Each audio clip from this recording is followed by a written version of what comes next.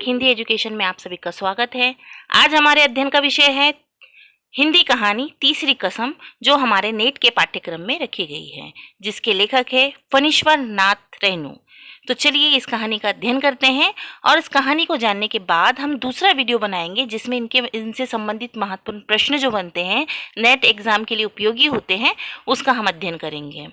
कहानी को किसी भी तथ्य को जानने के लिए या किसी भी कहानी का विश्लेषण करने के लिए पहले हमें उसे कहानी का सार हमें पता होना चाहिए, क्योंकि नेट में ऐसे ही नहीं प्रश्न पूछे जाते हैं, उसके अंदर की गहराइयों से प्रश्न पूछे जाते हैं। तो कन्फ्यूज़न ना हो इसीलिए पहले कहानी जाने और उसके बाद फिर प्रश्न उत्तर जो भी है उसके विशेष तथ्य हम जानेंगे। तो चलिए शुरू करते हैं।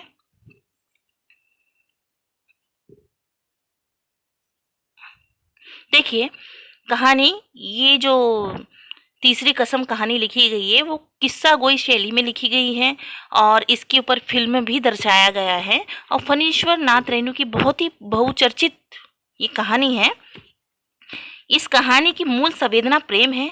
हीरामन और हीराबाई के मध्य बैलगाड़ी के कुछ घंटों के सफर में एक आत्मीय संबंध स्थापित हो जाता है और यही आत्मिक संबंध प्रेम का रूप ले लेता है।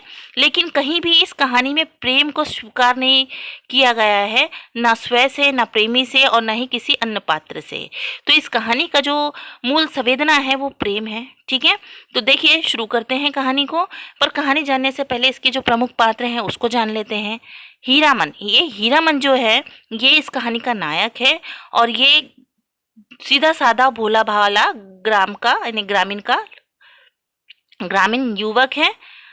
वह एक गाड़ीबान है यानी गाड़ी चलाने वाला है। ठीक है, हीरामन जो है वो गांव का सीधा साधा भोला भाला युवक है जो गाड़ी चलाता है। हीराबाई जो है वह नौटंकी करने वाली बाई है। नौटंकी में अभिनय करते हैं ना, उसे हम बाई कहते हैं।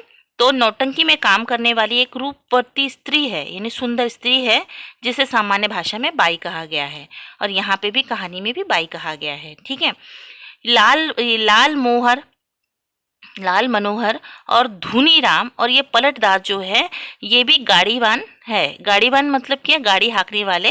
हीरामन के गांव के युवक है जो कहानी में आगे अपना रोल निभाते हैं। ठीक है, तो कहानी की समीक्षा हम शुरू करते हैं।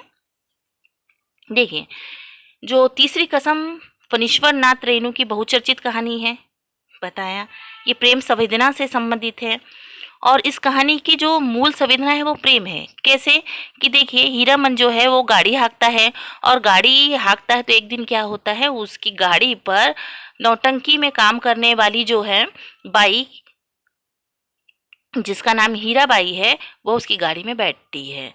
तो गाड़ी में जब बैठती है तो जाहिर सी बात है कि वो उसके बाजू में बैठती है, गाड़ी हाँकते हैं मतलब उनका टांगा जो भी है बैलगाड़ी उस पर बैठती है और दिखने में बहुत सुंदर है और सुंदर होने के साथ साथ उसकी जो बोली है बहुत ही बच्चे जैसी, बहुत ही मीठी बोली है, तो क्यों ना कोई आकर्षित हो।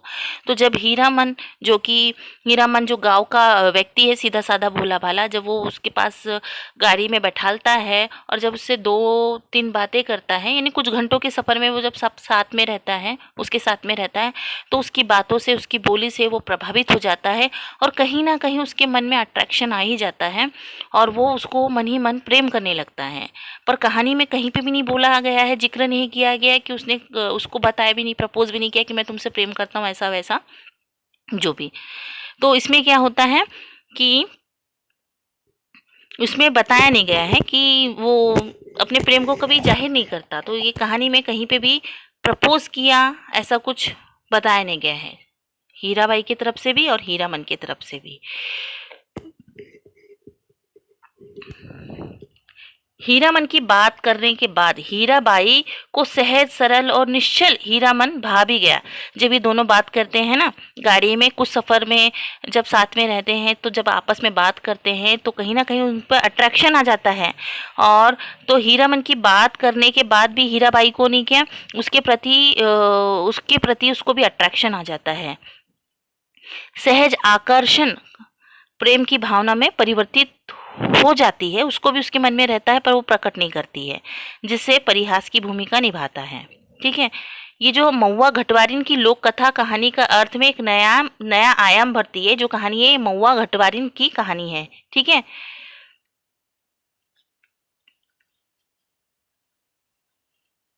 फिर बाद में क्या होता है, ये जो महुआ घटवारिन है उसको क्या करते हैं, बाद में बेच दिया जाता है। तो हीराबाई कहती भी है, उसके दो शब्द यहाँ पे बताया है कि हीरामन से विदा लेने के बाद हीराबाई कहती है कि महुआ घटवारिन को सौदागर ने खरीद लिया लिया था गुरुजी, ठीक है।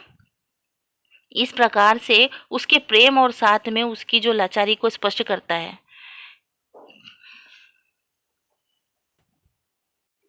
फिर क्या होता है कि जो महुआ घटवारिन की ये जो हीराबाई है उसको किसी को बेच दिया जाता है। तो वो जब उनसे मिलती है, हीरामन से मिलती है और उससे बातें करती है और बताती है कि उसे बेच दिया गया है, तो कहीं ना कहीं उस उसके प्रति उसको उस हीराबाई के प्रति जो लाचारी है और जो क्या कहेंगे उसको, मजबूरी लाचारी दिखाई देती है कि किस तरह से मतलब जो एक नौटंकी में काम करने वाली स्त्री है, वहाँ वहाँ पर जो उन रहते हैं वो सब, जो भी जितनी भी बाई लोग रहती है, उनका कोई अस्तित्व नहीं है, उनके कोई भावना नहीं है। उन्हें कोई भी जो उनके मालिक है वो कभी भी कहीं पे भी बेच देते हैं। तो यहाँ पे कहीं ना कहीं जो हीरामन है उसको कहीं ना कहीं उससे प्रेम हो जाता है, आकर्षण उत्पन्न हो जाता है। और हीराबाई को भी लगता है कि जो हीरामन है सीधा साधा भोला भाला व्यक्ति है और ये मेरे लिए उपयुक्त है, ये बाकी लोग के समान नहीं है। यहाँ पे नौटंकी में काम करने वाले जितने भी लोग मिलते हैं वो सब ऐसे ही मिलते हैं, पर जो हीरामन है बहुत ही अच्छा व्यक्ति है और कहीं ना कहीं मेरा जीवन साथी बनना चाहिए, ऐसा मतलब उसे ऐसा फील तो होता है, पर उसने कहानी में कहीं पे भी नहीं बताया गया है कि वो उसको प्रेम करती है। सिर्फ मन ही मन में, आंखों आंखों में ही प्रेम हो रहा है, ठीक है।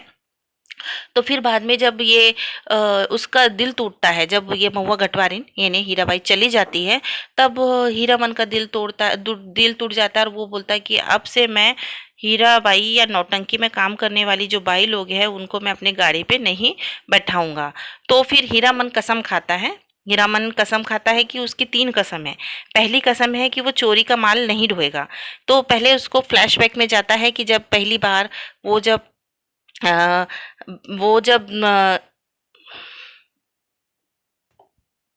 चोरी का माल ढोया था, तब उसे बहुत ही समस्या का सामना करना पड़ा था, क्योंकि चोरी का माल ढोने के कारण उसे पुलिस के झंझट में पड़ना पड़ा था। तो उसने कसम खा लिया था कि अब वह कभी चोरी का माल अपनी गाड़ी पे ढोएगा नहीं, यानी अपनी गाड़ी पे कभी लेके नहीं जाएगा। तो ये उसकी पहली कसम थी। फिर उसके बाद वो दूसरी कसम खाता है कि बास की सवारी को कभी नहीं ढोएगा। क्यों? क्योंकि उसके कारण भी उसको और उसके जो घोड़े को बहुत सारी समस्या का सामना करना पड़ा था और बिना मतलब वो वैसे केस में फंस गया था। तो उसने वो डिसाइड किया था कि वो बास की सवारी भी कभी नहीं ढोएगा। और दूसरी, पहली बात तो वो क्या, चोरी का माल नहीं ढोएगा, दूसरी बात बास की सवारी नहीं करेगा, और तीसरी कसम खाता है कि कंपनी की लड़कियों को कभी भी अपनी गाड़ी पे नहीं बैठाएगा, क्योंकि कंपनियों की लड़कियों को गाड़ी में बैठाने से कहीं ना कहीं उसकी संवेदना, जो मूल संवेदना है, वो जुड़ जाती है और उसको कहीं ना कहीं अट्रैक्शन और प्रेम हो ही जाता है। फिर मन में जो चोट और दुख पहुंचता है उससे वो बहुत ही दुखी होता है।